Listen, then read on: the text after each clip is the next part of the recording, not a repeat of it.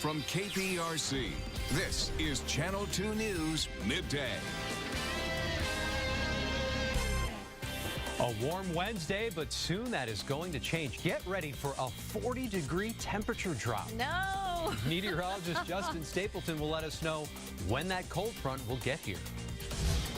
And we're live outside Adrian Peterson's Montgomery County home, where he is set to meet with Vikings management today. Coming up, we'll tell you what they plan to discuss. The search is on this morning for the gunman who opened fire here inside this barbershop, killing one man, hurting two. I'm Brandon Walker. I'll have a live update straight ahead. And how Houston police say they caught and arrested dozens of men in a big prostitution sting. Good morning to you. I'm Andy Sirota. And I'm Jennifer Reyna. Of course, we begin with the latest on that drastic temperature drop headed our way. That's right. The big change will happen in about 24 hours. Let's get right over to meteorologist Justin Stapleton. It is going to get cold. Yeah, downright cold, guy. You love how I'm the bearer of bad news here as well, right? You're like, let's get to the crummy weather guy and talk about the crummy weather that's on the forecast here. But at least it's nice out this afternoon for now. Not a lot of sunshine, as you can see. This is our Think Houston First downtown cam of the GRB. We got a lot of cloud cover, real thick, heavy clouds, and they're hanging pretty low in the sky, too. An indication we got a lot of moisture out there. Not a lot of rainfall just yet. There's a little bit on the exact track radar to our north and west. But we're going to keep a real close watch on it as that front is heading in our direction. Winds still out of the south, and so that's going to keep the soupy air mass with the humidity about 75%. Concerningly, that's what the air temperature is, right around 75 as well. Overcast conditions, and we will also keep things relatively mild throughout the afternoon. Temperatures will drop out right about 80 degrees and then slowly cooling off as we get in towards 6, 7 o'clock tonight, but still fairly mild. And that's because that front's going to take its time as it moves through. Everybody in the 70s, basically from Huntsville all the way down towards the island, Angleton as well. And here's our front, basically just south of Oklahoma City, north of Dallas, headed in our direction. We've got some wintry weather to the north. I'll let you know if that is going to be headed in our direction for our Thursday morning commute. That is coming up next. Justin, we'll see you in a few minutes. Thanks so much. Remember, you can track these chilly changes anytime you want.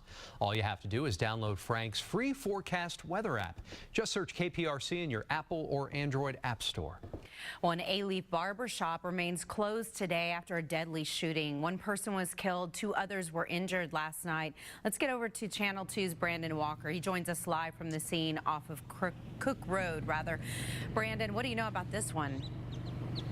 Well, Jen, we're just south of Beach Nut here on Cook Road. You can see here behind me, there is the barber shop where everything went down last night. It is closed this morning. As you mentioned, you peek behind those windows and nothing has changed inside. It looks as if it did last night when everything went down, blood everywhere. About 10 minutes ago, I checked in with Houston Police for an update. They say since last night, nothing has changed. 1 man dead, 2 others shot. They are recovering, and the search is on again this morning for the gunman. You know, don't nothing like that happen around here, sir. You know, in a barbershop. Not in the barbershop. Pedro Rivera and Rob Johnson heard about what happened last night and had to stop by to see the place for themselves. This area right here is usually a good spot where everybody come to. Right. Keep cool. But for reasons unknown to them, that was not the case last night. HPD tells us a fight broke out in the barbershop. It moved outside, then back in, when someone opened fire. And when that happened, it just shook everybody up, man. The gunman shot 1 man in the head. He died at the scene. 2 other men were shot, 1 in the leg, the other in the abdomen. Rivera and Johnson say the victims were regulars. I just know them from coming to the barbershop. You know, they're regular. They'll come get their hair cut every Friday. To calm down before they get their anger out and do something done, because it's a daycare right here. Kids got to come over here, you know what I'm saying? As far as the daycare goes, it steps away from the barbershop. This morning, oh, no. No. Are you serious? Parents, among them Lydia Bertiel, dropped off their children. They do so every day, but today they say the routine feels a bit unnerving. You never know. The kids play outside. They have a time where kids go and play outside, so it's pretty dangerous. Well, the owner of the daycare center tells me that the daycare center was closed last night when all of this happened. Also, as far as safety goes, she says it's a top priority there at her business. In fact, she says it's a security camera right out front the door. The front door is also locked. You've got to ring a doorbell to get inside, and then from there they screen everyone before they open the door. From that surveillance camera, she tells me that they did see somewhat of a scene out here last night. They handed that video over to police as they continue to piece together what may have led to all of this. Reporting live from Southwest Houston, I'm Brandon Walker, KPRC Channel 2 News.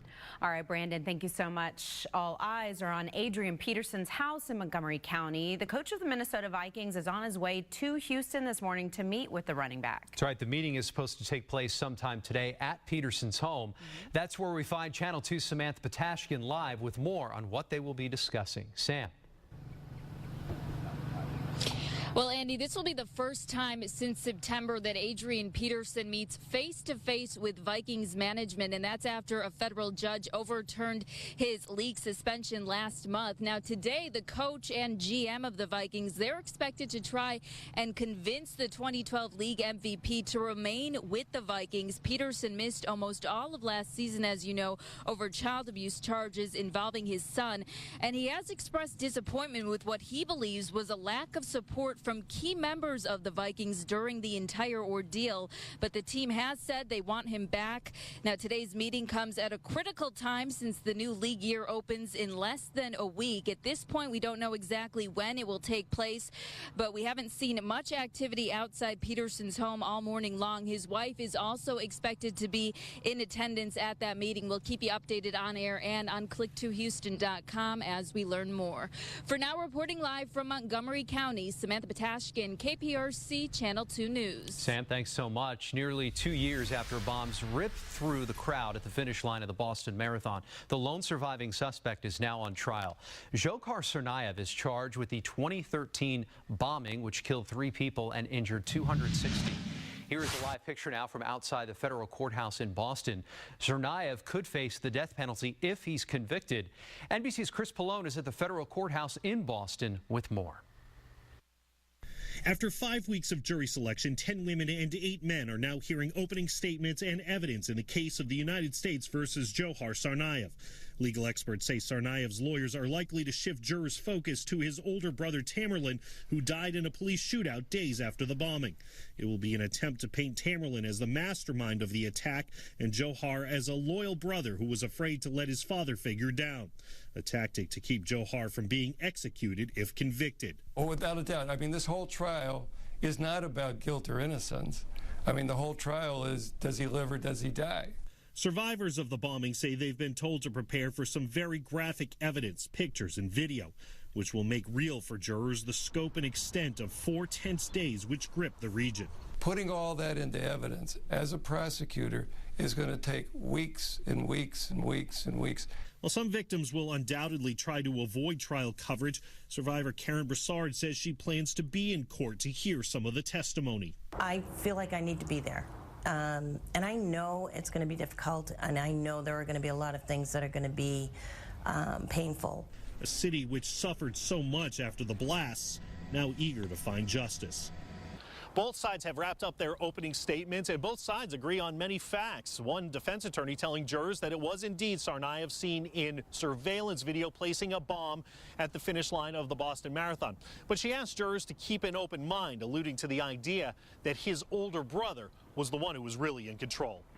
In Boston, KPRC Channel 2 News. Right now on our website, click2houston.com, we have a slideshow timeline of the Boston Marathon bombings. Look for it under the news section. Well, dozens of people are facing prostitution charges after an undercover police investigation in southwest Houston. Officers say 64 men were identified in February after answering a fake ad and trying to buy sex at a location set up by police. Police say they wanted to target sex trafficking and hold the men accountable. We want to make it clear that this is part of the problem. When the men are out there going on these sites looking to buy sex, that this is fueling the economy for women having to work inside these modeling studios, these brothels, these cantinas. Lieutenant Richards says 40 people have been arrested so far, with warrants still out for 20 or so. You can see all of the photos of the 64 suspects on our website, click2houston.com. We have a slideshow. You'll find it under the news section. A group of armed robbers on the run after striking 2 Whataburgers within 30 minutes. Last night, police say 5 masked men entered a restaurant on West Little York, forcing everyone inside to the ground at gunpoint. They stole hundreds of dollars and cell phones from customers. Minutes later, another Whataburger on Homestead Road and North Loop East was hit by 2 armed men. They got away with just the cash register. No injuries were reported there. A scary ride for some passengers in Nepal. Coming up, a jet skids off a runway. Why officials say dense fog is to blame. Plus, the stars of SeaWorld San Antonio are paying us a visit today to let us know what is new. You got it for spring break. And could millions of Americans lose the help they've been getting for their health insurance? Up next, the Obamacare case that is going before the Supreme Court today. A single mom, her family trying to get by, dreaming to own a home.